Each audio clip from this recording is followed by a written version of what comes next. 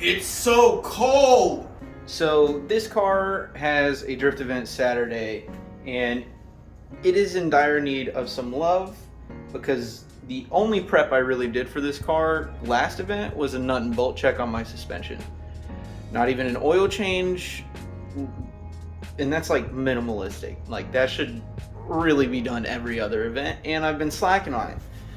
So today, or tonight, and a couple of other nights, because Drift Event Saturday and I don't have time to do this any other time, we got some fresh royal purple oil and oil filter, and then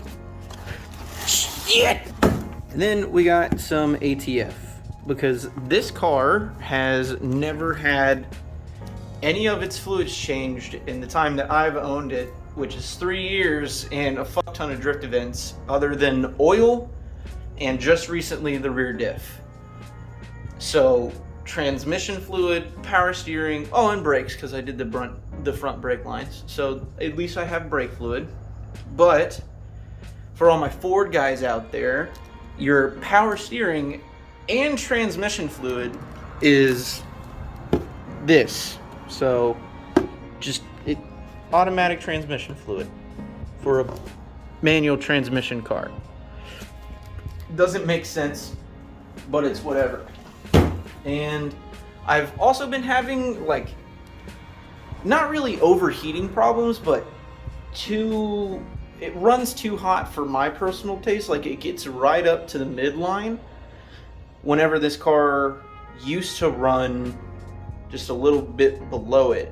So tomorrow, which will be in 30 seconds for y'all, I have a Mishimoto radiator coming in along with their racing thermostat. So the racing thermostat from Mishimoto, I think, opens about 20 or 30 degrees cooler than the OEM. So that's going to help out a lot, especially out here in Phoenix, where it can get to 120 degrees and shit like that. So that'll really help. But mostly tonight I'm focusing on fluids. So first half of this is going to be a little boring, and then the Mishimoto radiator is going to be, I guess, the nice bit of this video on how to keep a drift car running in hell.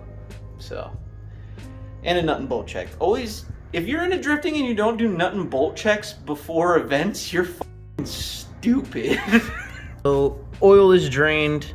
I need to do the oil filter now, and I've kind of been thinking about doing a simple car maintenance, car care series, like a little bit just on fluids and tire pressures and like shit that like everybody should know about their car, and, you know, make it fun and funny, you know, like how car guys see working on their car is fun. It's not a labor thing. It's just a good old time.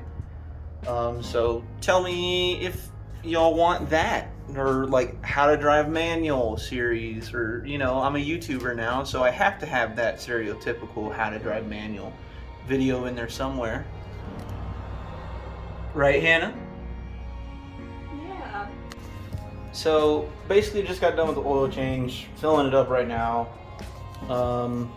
If you guys ever have used this or any kind of oil additive, have y'all ever really noticed any kind of difference with anything? Let me know down below, because is it like worth the money? Because like I know Lucas is a good company, but is it even really worth the money with me changing oil so often? Does this really do anything? Does it do anything, period, with leaving it in for a while? Because the Tundra could probably use some if it does work. But yeah, just let me know down below if you guys have ever noticed any difference with oil consumption or extended life or anything like that. Just drop a comment below. All right, so we got the power steer draining. The fuck? We got the power steer. All right, so we got the power steering draining, and as y'all can see, it's a line that runs right into your rack right there.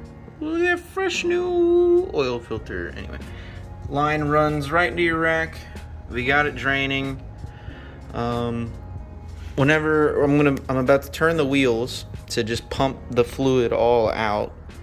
But make sure whenever y'all do this, don't let, it's kind of like brakes. Don't let the reservoir run dry. So just keep an eye out on that while you're doing all this as well.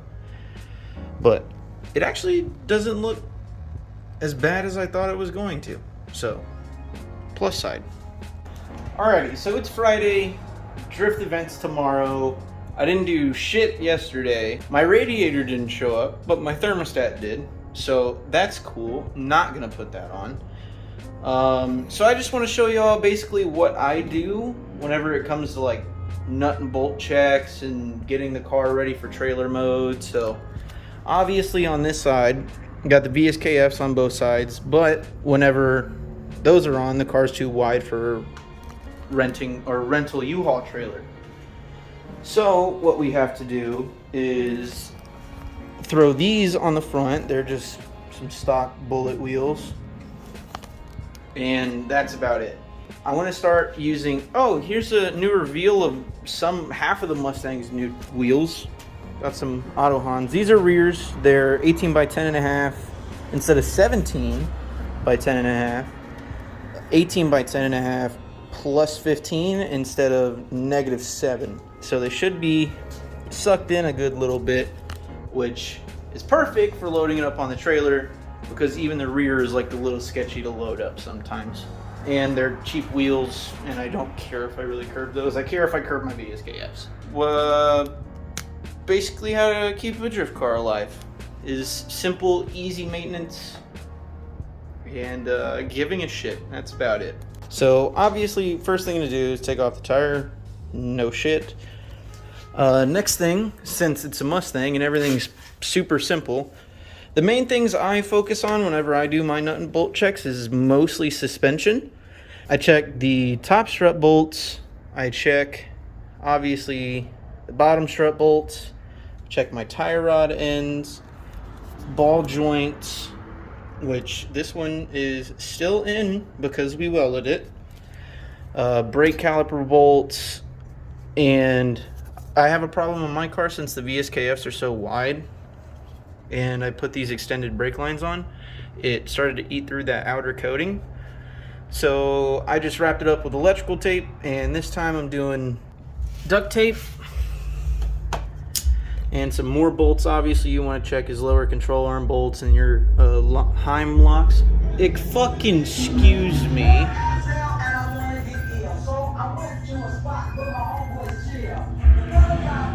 That's about it for up front, and the rear is even easier on a Mustang because, or at least mine especially, because everything's OEM and you just kind of touch it a little bit. Yeah, tight.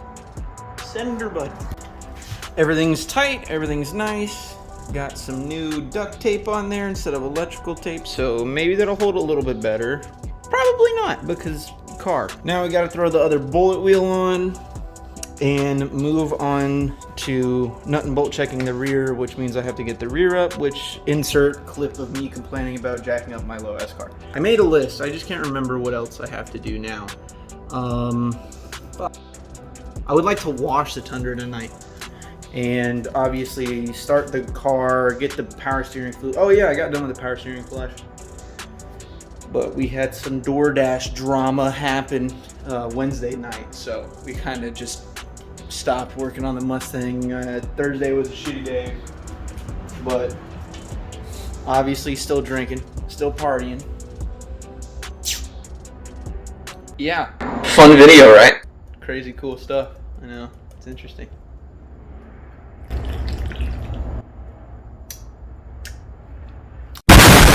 Make sure all of your lug nuts on your rollers are properly tight.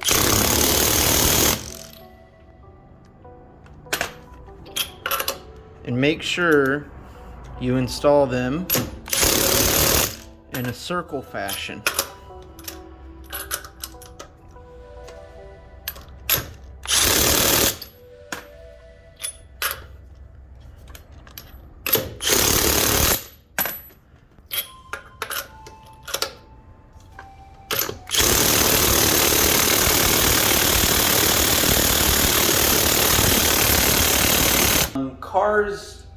done, ready for the drift event tomorrow.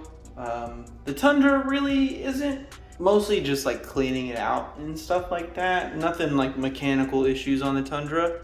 But the Mustang is all done and ready. Got those Autohans on. Basically, like my theory to keeping a drift car as reliable as possible and go to constant events after event, beating the shit out of it, is nut and bolt checks, just normal fluid changes, like you know, stuff that you don't think about. Power steering fluid, you know, which steering is such an important part on a drift car. So power steering fluid is up there.